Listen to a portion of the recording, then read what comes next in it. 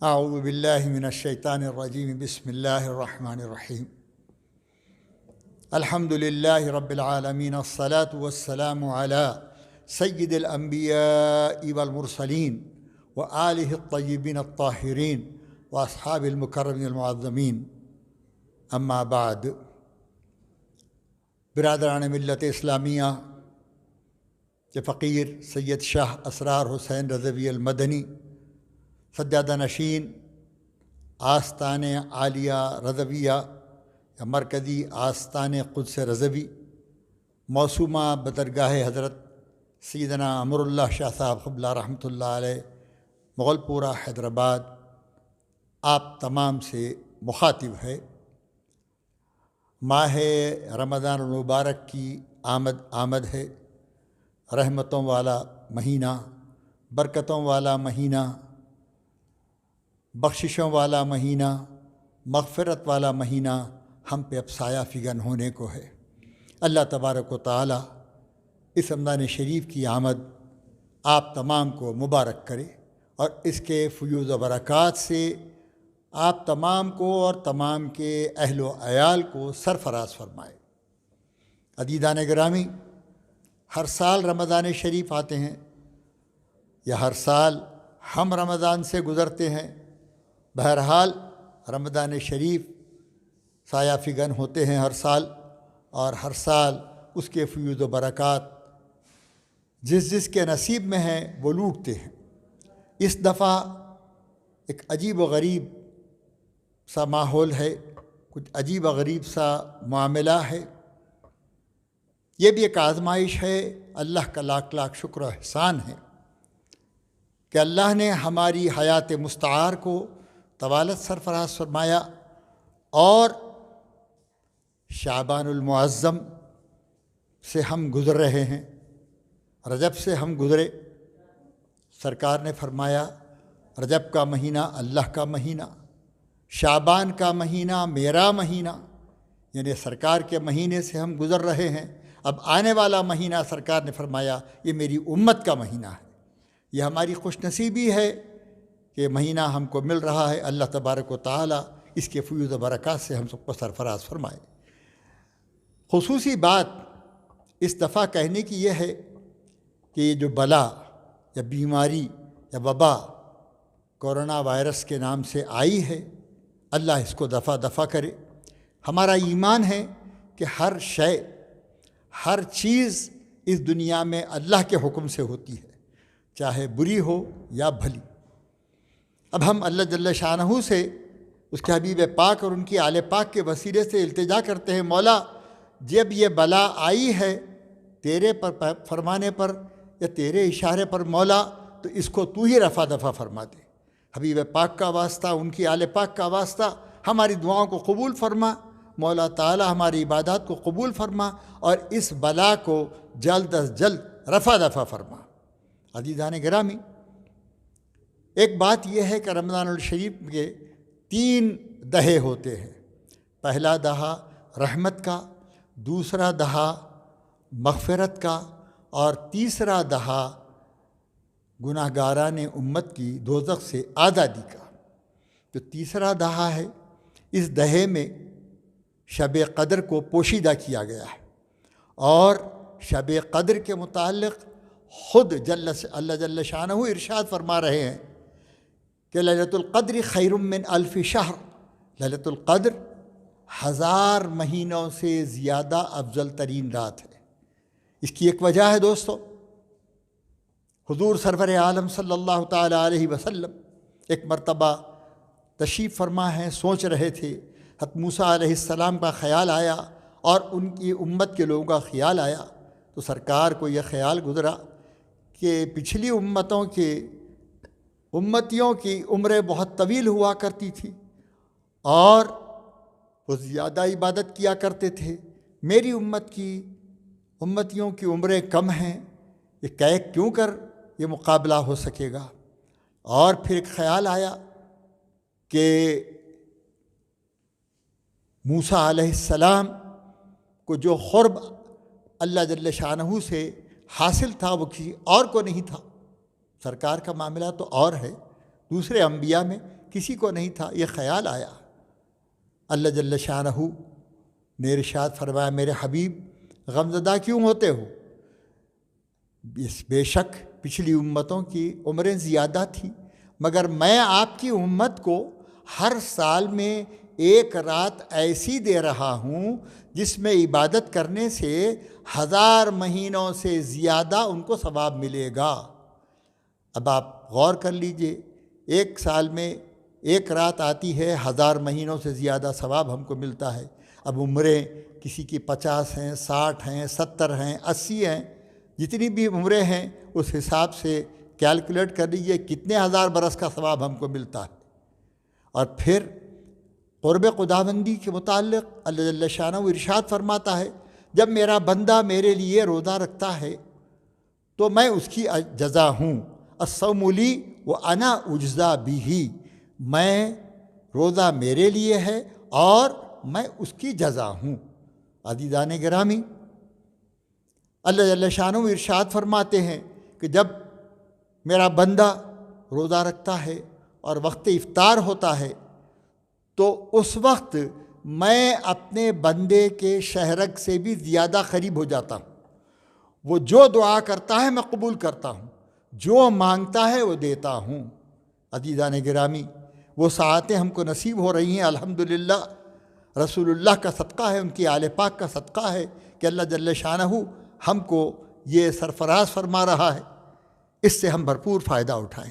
اس دفعہ کا معاملہ یہ ہے کہ کرونا وائرس کی وجہ سے حکومت ہند، حکومت تلنگانہ، بلکہ پورے اسٹیٹس کی حکومتیں سب لوگوں سے خواہش کر رہے ہیں کہ مجمع مت جمع کیجیے، لوگوں کو مت جمع کیجیے۔ مساجد میں نمازوں کے لیے، جمعہ کی نماز کے لیے، بات ذرا غور سے سنیے، منع نہیں کیا گیا ہے۔ نماز مت پڑھو کر کے منع نہیں کیا گیا ہے، نماز پڑھیے مگر مختصر لوگوں کے ساتھ پڑھیے۔ اور علماء کرام، مفتیان شرع متین نے یہ فتویٰ سرفراز فرمایا ہے کہ ان جمعوں میں لوگ مسجدوں کو نہ آئیں، گھر میں نمازیں ادا کرے، اللہ جل شانہ جمعہ پڑھنے کا ثواب سرفراز فرمائے گا۔ عزیزان گرامی، فرض نمازوں کے لیے جمع ہونے کو روکا جا رہا ہے، جمعہ واجب ہے اس کے لیے بھی روکا جا رہا ہے۔ اب تراویح کا مسئلہ، تراویح پڑھنا سنت ہے اور اصل تراویح نفل ہے، تو سنت اور نفل کا معاملہ کیا ہوتا ہے؟ فرض سے اور واجب سے کم ہوتا ہے۔ علماء حق نے فرمایا کہ تراویح بھی اپنے گھر میں ادا کرو۔ وہ گھر بڑے ہی بابرکت رحمت والے ہوتے ہیں جہاں اللہ اس کے رسول کا ذکر کیا جاتا ہے۔ جب تراویح پڑھی جاتی ہے تو قرآن شریف پڑھا جاتا ہے، تراویح کی تسبیح پڑھتے ہیں۔ اگر کوئی اس کے قائل نہیں ہے تو نہ رہیں، تراویح کی تسبیح پڑھنا کوئی حرام یا ناجائز نہیں ہے، بلکہ نبیوں کی سنت ہے، سیدنا ابراہیم علیہ السلام کی سنت ہے۔ تسبیح کیا پڑھتے ہیں؟ ہم اللہ کی بزرگی بیان کرتے ہیں۔ کیسے بدبخت ہیں وہ لوگ تو تسبیح پڑھنے سے روکتے ہیں۔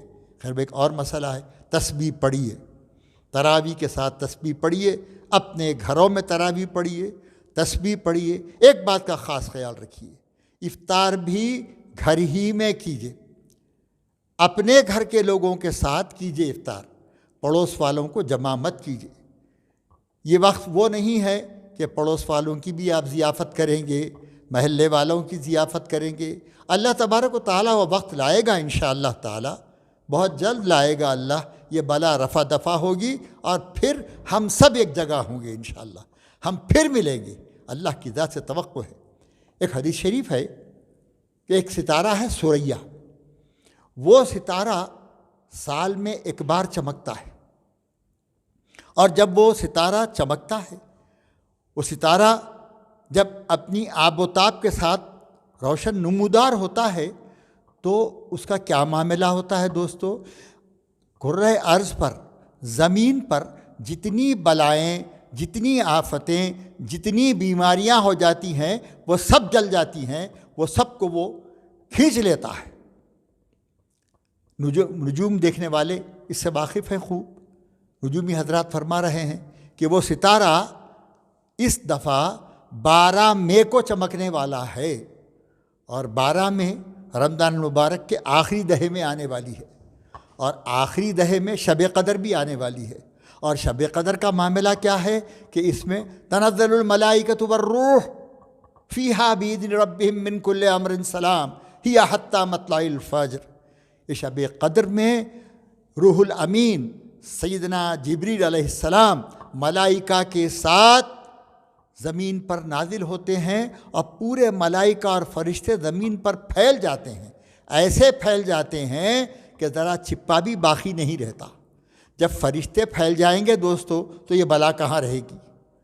ہمارا یقین رہے کہ اللہ جل شانہ کا ارشاد عالی ہے، سرور عالم نے ارشاد فرمایا ہے انشاءاللہ تعالی یہ بلا یقیناً رفع دفع جلد از جلد ہوگی۔ ہم شب رمضان المبارک میں نمازیں ضرور پڑھیں، پابندی سے پڑھیں، تلاوت کلام پاک کریں، کیونکہ شہر رمضان الذی انزل فیہ القرآن، رمضان المبارک کا وہ مہینہ ہے جس میں قرآن نازل کیا گیا، شب قدر میں قرآن نازل ہوا، اور ہمارے قسمت میں اس کی پڑھنے کی نعمت آئی، قرآن خوانی کی نعمت آئی۔ اللہ تبارک و تعالی سرکار کے صدقہ طفیل میں جب قرآن خوانی کی نعمت ہم کو سرفراز فرمایا ہے تو ہمارے پڑھنے کو قبول فرمائے، ہمارے روزوں کو اللہ قبول فرمائے، ہماری نمازوں کو اللہ قبول فرمائے۔ ایک مرتبہ پھر عرض کروں گا کہ تراویح کے لیے مسجدوں میں جمع مت ہوئیے، اپنے گھروں میں پڑھیے۔ حکومت ہند بھی آپ سے خواہش کر رہی ہے، حکومت تلنگانہ بھی یہ خواہش کر رہی ہے، سارے اسٹیٹس کے حکومتیں یہی خواہش کر رہے ہیں، تو ہمارا کام یہ ہے کہ ان کی خواہش کی تکمیل کریں۔ اس واسطے نہیں کہ وہ حکومت ہے، اس واسطے کہ ہم کو اپنا تحفظ درکار ہے، اپنی حفاظت کریں۔ ہم حکومت کیوں خواہش کر رہی ہے؟ اپنی حفاظت کے لیے، ہماری اپنی حفاظت کے لیے۔ نہیں معلوم کس کے ذریعے سے کون سے جراثیم آ جائیں اور کب کس کو یہ وائرس منتقل ہو جائے۔ اللہ تبارک و تعالی ہم سب کو بچائے۔ میں دعا کرتا ہوں سرکار کے وسیلے واسطے سے، ان کے آل پاک کے وسیلے واسطے سے، مولا تعالی اس بلا سے ہم کو نجات عطا فرما۔ مولا ہمارے ہم محلے کو تو محفوظ رکھ، ہمارے شہر کو اس بلا سے محفوظ رکھ، تمام مسلمانان عالم پر رحم فرما، تمام مخلوق پر رحم فرما۔ مخلوق تیری ہے مولا، تو ان کا خالق ہے، کرم فرما، رحم فرما، ہمارے گناہوں کو معاف فرما دے، ہمارے خطاؤں کو درگزر فرما۔ مولا ہم عز و انکساری کے ساتھ تیری بارگاہ میں حاضر ہیں مولا، تیرے حبیب پاک کا واسطہ ہمارے گناہوں کو بخش دے، ہماری خطاؤں کو درگزر فرما، ہم پر کرم فرما، رحم فرما، فضل فرما، اس بلا سے ہم کو نجات دے، ہماری اور ہماری اہل و عیال کی عمریں دراز فرما، ان سب کو اس بلا سے نجات دے۔ جتنے ناظرین سماعت کر رہے ہیں ان سب کی اہل و عیال کی بھی عمر دراز فرما، ان سب کی حفاظت فرما، عام مسلمانان عالم پر اپنا رحم فرما۔ مولا اس فقیر کی التجا کو اہل بیت پاک کا واسطہ تو قبول فرما، امام موسیٰ رضا علیہ السلام جدنا کا واسطہ قبول فرما، دعاؤں کو قبول فرما۔ مولا ہماری عبادتوں کو قبول فرما، ہم کو خشوع و خضوع کے ساتھ عبادت کرنا کی توفیق عطا فرما، اور ہماری عبادت کو قبول فرما۔ ربنا تقبل منا انک انت السمیع العلیم وتب علینا انک انت التواب الرحیم۔